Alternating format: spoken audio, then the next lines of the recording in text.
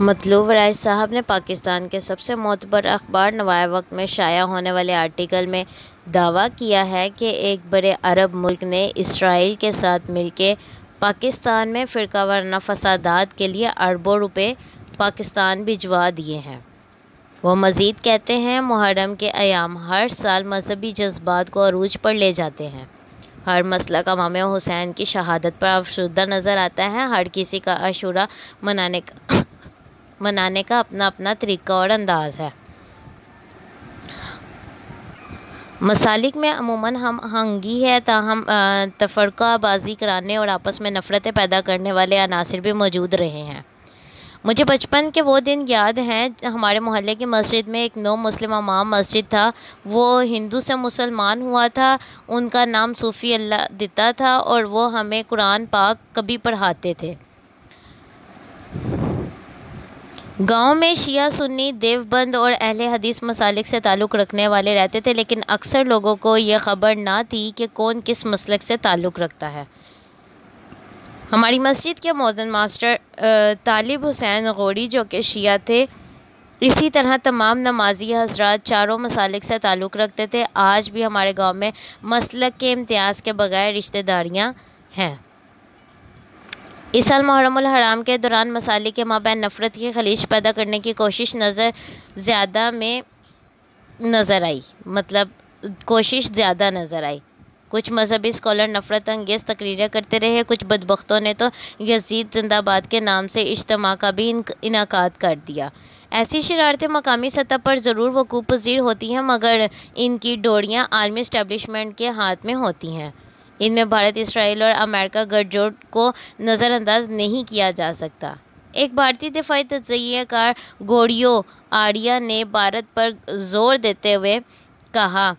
زور دیا تھا کہ پاکستان میں مذہبی فسادات برپا کرنے کے لیے تھوڑے سے پیسوں سے مولوی خریدے جا سکتے ہیں۔ اس منحوس کے ذہن میں یہ سازش تو اب پنپی ہے۔ پاکستان میں مذہبی فسادات کے لیے ایک بہت بڑا عرب ملک، جس کے پیٹ میں اسرائیل کے ساتھ تعلقات بڑھانے کے مرور اٹھ رہے ہیں، اس نے اور اسرائیل نے مصدقہ ذرائع کے مطابق $500 ملین کا فنڈ جاری کر کے پاکستان سے کچھ بکاؤ اسکالروں میں اس کی تقسیم شروع کر دی ہے، جس کے اثرات نفرت انگیز مواد، تقریروں اور ریلیوں کی صورت میں اچانک دیکھے جا سکتے ہیں۔ جبکہ گزشتہ روز ایک بھاری بھرکم عالم دن غالباً طاہر اشرفی کو اسی برادر اسلامی ملک نے اپنا خصوصی طیارہ بھیج کر اپنے ہاں بلوایا۔ اس طرح پاکستان کے برادر اسلامی ممالک پاکستان کے نجی اور اندرونی معاملوں میں مداخلت کر رہے ہیں، جنہیں فقط سازش کا نام دیا جا سکتا ہے۔ ہمارے اداروں کو کھلی آنکھوں سے اس بات پر نظر رکھنی ہے کہ آپ ایک چھوٹی سی فیکٹری پر ہزاروں قسم کے ٹیکس لگاتے ہیں، مگر ملک میں موجود دینی فیکٹریوں کو آزاد چھوڑ دیا ہے۔ آج تقریباً ہر مذہبی اسکالر کے پاس گاڑیاں، بنگلے موجود ہیں۔ نیب کا دھیان ادھر کیوں نہیں جاتا؟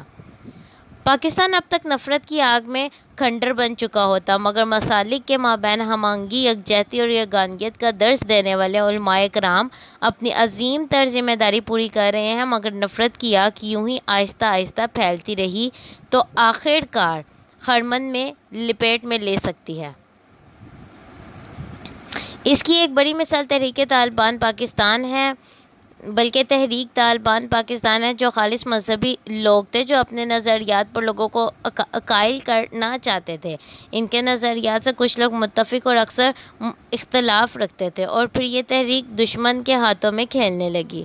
دفاعی تنصیبات پر حملے ہونے لگے، سیکورٹی فورسز کو نشانہ بنایا جانے لگا، اور پھر ان کے دہشت گرد ہونے کا شک بھی ہونے لگا۔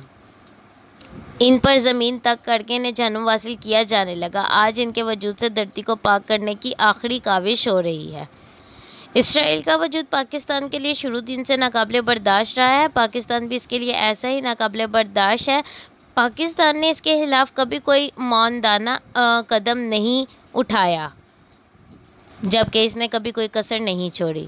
ایٹمی قوت ہونے کے ناطے پاکستان اسلامی ممالک کی سپر پاور ہے۔ اسرائیل کو پاکستان سے اپنی بقا کا خطرہ رہتا ہے۔ اسرائیل اپنے مخالفین کو تباہ و برباد کی پستی کے آخری درجے تک پہنچانے کے لیے سرگرداں رہا ہے۔ عراق، لیبیا، شام اسرائیل کے وجود کو ناسور سمجھ کر اس کے خاتمے کے لیے ہر ممکن کوشش کرتے ہیں۔ ایران بھی کبھی پیچھے نہیں رہا۔ اول الذکر 3 ممالک میں مذہبی فسادات برپا کر کے ان کو کھنڈر بنایا گیا ہے۔ ان فرقہ وارانہ فسادات میں 17 لاکھ مسلمانوں نے ایک دوسرے کا گلا کاٹ ڈالا اور ان فسادات کا سلسلہ بدستور جاری ہے۔ ایران کو بھی امریکہ نے اسرائیل ہی کے ایما پر کچھ مسلم ممالک کو ساتھ ملا کر تباہ کرنے کی کوشش کی، مگر ایران اپنے ملک میں دشمن کی سازشوں کو پنپنے نہیں دے رہا۔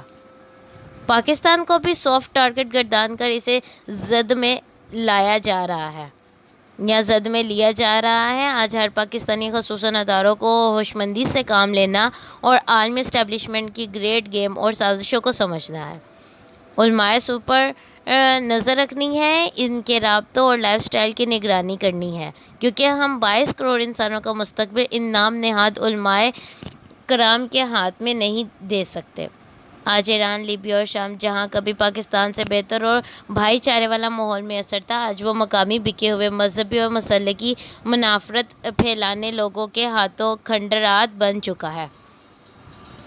جبکہ امریکہ، اسرائیل اور بھارت کے ساتھ مل کر یہی کھیل پاکستان میں کھیلنا چاہتے ہیں۔ بھارت اور اسرائیل جانتے ہیں کہ پاک فوج کی موجودگی میں پاکستان کو میدان حرب میں شکست دینا تو ممکن نہیں، مگر اسے مسلکی منافرت کے بمبوں سے تباہ کیا جا سکتا ہے۔ خدا نہ خواستہ ابھی یہ زندہ دلان پاکستان کی اجتماعی ذمہ داری ہے کہ وہ اپنے قرب جوار پر نظر رکھے اور خصوصاً ذاکروں اور مولویوں کے بدلتے ہوئے لائف سٹائل کو نوٹ کریں کہ کہیں دشمن اپنے منصوبے میں کامیاب تو نہیں ہو رہا۔ ہمیں اپنے حب الوطنی اور ہر فرد کو ذمہ داری نبھانی ہوگی، وگرنہ ہم بھی تاریکی اور راک میں قصے کہانیوں کی طرح رہ جائیں گے۔ پاکستان اس وقت ایک آتش فشاں کے دہانے پر کھڑا ہے اور مسلک کی آگ ماچس کا کردار ادا کر سکتی ہے، اس لیے احتیاط ضروری ہے۔ شکریہ۔